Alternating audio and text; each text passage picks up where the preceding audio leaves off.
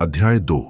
यों आकाश और पृथ्वी और उनकी सारी सेना का बनाना समाप्त हो गया, और परमेश्वर ने अपना काम जिसे वह करता था 7वें दिन समाप्त किया, और उसने अपने किए हुए सारे काम से 7वें दिन विश्राम किया।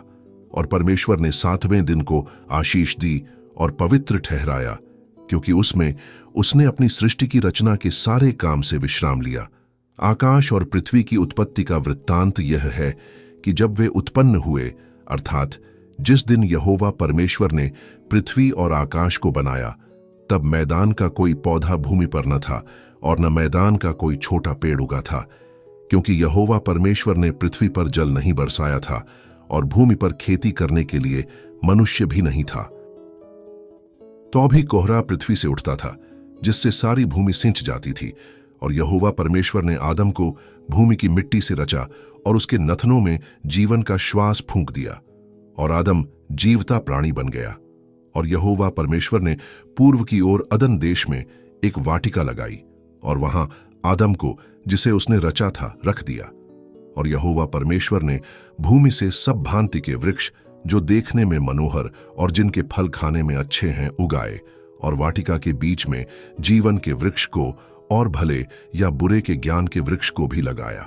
और उस वाटिका को सींचने के लिए एक महानदी अदन से निकली और वहां से आगे बहकर 4 धारा में हो गई।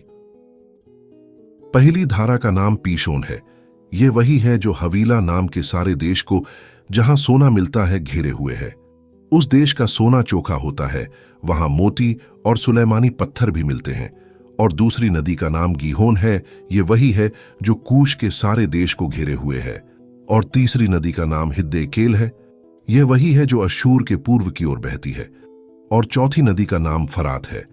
तब यहोवा परमेश्वर ने आदम को लेकर अदन की वाटिका में रख दिया कि वह उसमें काम करे और उसकी रक्षा करे। तब यहोवा परमेश्वर ने आदम को यह आज्ञा दी कि तू वाटिका के सब वृक्षों का फल बिना खटके खा सकता है, पर भले या बुरे के ज्ञान का जो वृक्ष है, उसका फल तू कभी न खाना, क्योंकि जिस दिन तू उसका फल खाए उसी दिन अवश्य मर जाएगा। फिर यहोवा परमेश्वर ने कहा, आदम का अकेला रहना अच्छा नहीं, मैं उसके लिए एक ऐसा सहायक बनाऊंगा जो उससे मेल खाए। और यहोवा परमेश्वर भूमि में से सब जाति के बनैले पशुओं और आकाश के सब भांति के पक्षियों को रचकर आदम के पास ले आया कि देखें कि वह उनका क्या क्या नाम रखता है। और जिस जिस जीवित प्राणी का जो जो नाम आदम ने रखा, वही उसका नाम हो गया।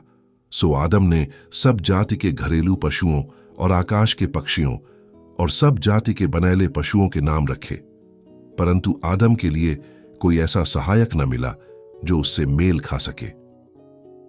तब यहोवा परमेश्वर ने आदम को भारी नींद में डाल दिया, और जब वह सो गया, तब उसने उसकी एक पसली निकालकर उसकी संती मांस भर दिया। और यहोवा परमेश्वर ने उस पसली को, जो उसने आदम में से निकाली थी, स्त्री बना दिया और उसको आदम के पास ले आया।